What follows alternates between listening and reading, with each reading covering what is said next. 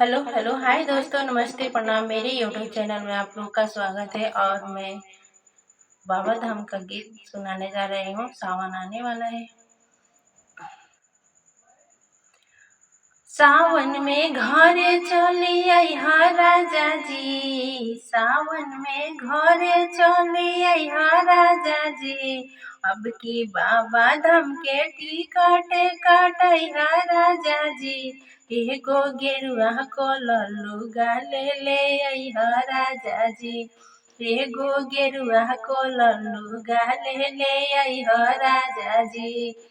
बतिया नाही हवा में उड़इहा राजा जी।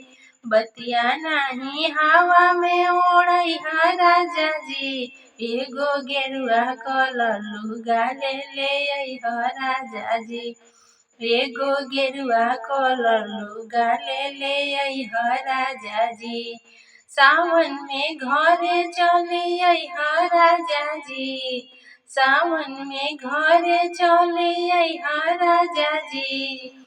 अब की बाबा धाम के टिकट काटइहा राजा जी। एगो गेरुआ कलर लुगा ले अइहा राजा जी।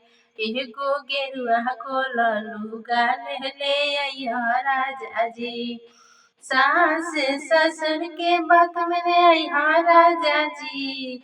सास ससुर के बात में अइहा राजा जी। अब की भोले बाबा के दर्शन करवइहा राजा जी। अब की भोले बाबा के दर्शन करवइहा राजा जी। एगो गेरुआ कलर लुगा ले अइहा राजा जी।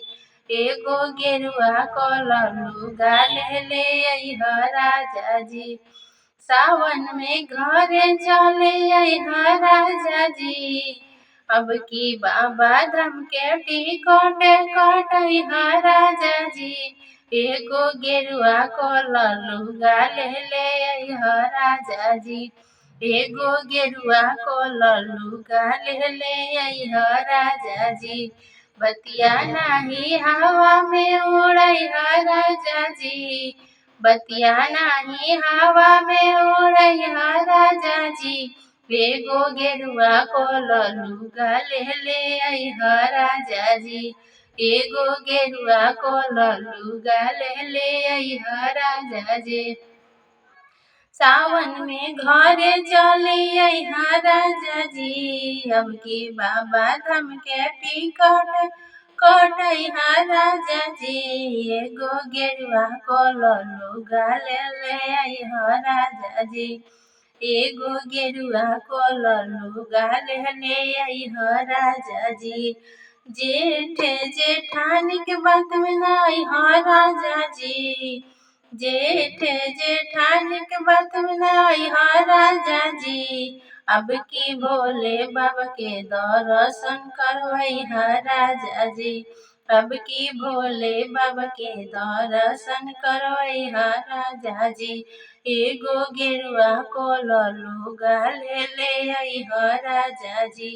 एगो गेरुआ कलर लुगा ले अइहा राजा जी। गाना कैसा लगा कमेंट में ज़रूर बताइएगा आप लोग।